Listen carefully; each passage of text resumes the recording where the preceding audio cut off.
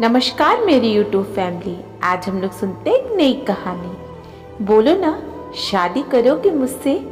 आंखें जो पतले काजल में कुछ और खूबसूरत लगने लगी थी, उन्हें मोहन के चेहरे पर फिक्स करते हुए सुधा ने सीधा सवाल किया।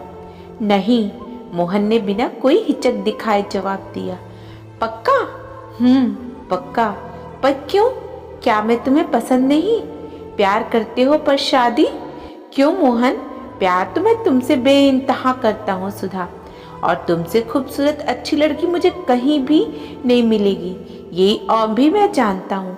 पर तुम तो जानती हो तुम्हारे पापा नहीं मानेंगे, तो हम भाग जाते हैं ना। बिल्कुल भी नहीं, प्रेम में ये फिल्मी हरकतें ठीक नहीं है। मैं तुम्हारे मम्मी पापा की इज्जत का सम्मान करता हूँ। फाइन, तो मैं किसी और से शादी कर रही हूँ, और अगले संडे लड़के वाले मुझे देखने आ रहे हैं। आंसू और गुस्सा सुधा के चेहरे पर एक साथ आ गए थे। अरे यार, गुस्सा तो ठीक है, पर आंसू मत गिराओ वरना मेकअप खराब हो जाएगा। और हाँ, लड़के वालों के सामने साड़ी में जाना, क्योंकि उसमें खूबसूरती बढ़ जाती है तुम्हारी। मोहन ने माहौल हल्का ही रखने की कोशिश की। मैं किसी भी कपड़े में जाऊं, तुम्हें क्या? सुधा का गुस्सा बढ़ता ही जा रहा था। खैर, मुझे देर हो रही है, मुझे तो जाना होगा। सुधा की बात खत्म करने की जल्दी थी। ओके, पर दूल्हे राजा की फोटो तो दिखाओ। मैंने खुद नहीं देखा। वैसे भी तुम्हें क्या फर्क पड़ता है, घर वालों ने देखा होगा तो ठीक ही होगा, है ना? मोहन ने मुस्कुराते हुए सुधा को देखा। सुधा ने गुस्से में अपना पर्स उठाया और पलटकर वापस देखे बिना तेजी से बाहर की तरफ चल पड़ी। आज इतवार का वो दिन था। घर का हर सदस्य बिजी दिख रहा था। आखिर लड़के वाले आधे घंटे में पहुंचने वाले थे। दीदी, लड़के वाले आ गए, जल्दी से नीचे आ जाओ, छोटी बहन ने नीचे से आवाज दी। सुधा के मन में अजीब सी कश्मकश थी। मोबाइल उठाया और सोचा कि एक बार आखिरी बार कॉल कर ले मोहन को। क्या पता अभी भी बिगड़ी बात संवर जाए। मगर तभी मोहन के नंबर से मैसेज क्लिक हुआ। All the best. जाने क्यों मैसेज देखकर उसकी आंखों में फिर से आंसू आ गए। रही सही उम्मीद भी बुझ गई। उसका नंबर डिलीट करके मोबाइल एक तरफ रख दिया। सुधा, जल्दी करो बेटा, नीचे से आवाज आई। उसने कनखियों से सामने बैठे लड़के को देखा, जो सीधे उसी की तरफ देख रहा था। सक पकाकर सुधा ने नजरें नीची कर ली। ढंग से देख भी नहीं पाई। ऐसे कैसे किसी अनजान आदमी के साथ जिंदगी की राह पर चल पड़े। उसकी आंखें फिर से छलकने को आतुर थी।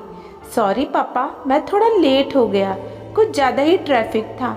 आज कमरे में दाखिल होते हुए किसी की नई आवाज गूंजी। ये तो मोहन की आवाज थी। एक झटके से सुधा ने सर उठाकर इधर उधर देखा। लीजिए भाई साहब, आ गया लड़का। नजरें मिली तो सामने ब्लैक शर्ट में खड़ा मोहन मुस्कुरा रहा था, वही जानी पहचानी स्माइल लिए जो सुधा को जान से भी ज्यादा प्यारी थी। तुम? सुधा को भरोसा नहीं हो रहा था कि वो उसके सामने खड़ा था। कलेजे में ठंडक पड़ना क्या होता है वो आज समझ रही थी। जी मैडम, मैं आपका मोहन। मोहन थोड़ा झुककर पोज देते हुए बोला। उसके होठों पर अभी भी शरारती मुस्कान थी। सुधा बेटा, ये सबका प्लान था कि तुम्हें सरप्राइज दे। मोहन की मम्मी ने सुधा को गले लगाते हुए कहा। सरप्राइज कम, शौक में ज्यादा लग रहा है सुधा। मोहन के बड़े भाई ने मुस्कुराते हुए कहा। हे भगवान, ये इसके बड़े भाई हैं, और उसे लग रहा था कि यही लड़का है। सुधा ने इस बात की प्रतिक्रिया में मोहन की तरफ जरा सी आंखें तरीरी। जीजू, आपके हाथ की चाय, आपने प्रॉमिस किया था कि प्लान सक्सेसफुल रहा तो आप चाय खुद बना के पिलाएंगे। छोटी बहन ने जीजू कह के जैसे सबकी तरफ से बात फाइनल कर दी। बिल्कुल, अभी बनाता हूँ, बताओ किधर है किचन? वो बिल्कुल उसके सामने खड़ा होकर उसकी आंखों में आंखें डाल के पूछ रहा था। आइए। सुधा ने भी आंखें घूरते हुए पीछे आने को इशारा किया। किचन में पहले तो 2-3 मिनट सन्नाटा रहा, फिर उसका गुस्सा फूट पड़ा। तुम ना दुष्ट हो, बता नहीं सकते थे। अरे तुम्हें तो खुश होना चाहिए, इतनी मेहनत से सरप्राइज प्लान किया और तुम रो रही हो। वैसे पीली साड़ी में तो गजब ढा रही हो मोहतरमा, ज़्यादा मस्का मारने की ज़रूरत नहीं है। सुधा ने गैस की नॉब बंद करते हुए धीरे से बोला। सॉरी, मुझे तुमसे बात ही नहीं करनी है। सुधा लड़ने के पूरे मूड में थी। सॉरी बोल तो रहा हूँ, मोहन ने मासूमियत से अपने दोनों कान पकड़ते हुए कहा। 4-5 सेकंड तक सुधा उसको देखती ही रह गई, फिर अपने आप ही मोहन के सीने से जा लगी। बहुत देर से रोक कर रखे आंसू मोहन की शर्ट भिगो रहे थे और उधर चूल्हे की आंच में प्यार की चाय दोनों पक चुके थे। अगर इस कहानी ने आपके दिल को छुआ है तो सभी दोस्तों के साथ शेयर करें और हमारे चैनल को सब्सक्राइब कर लीजिएगा। धन्यवाद।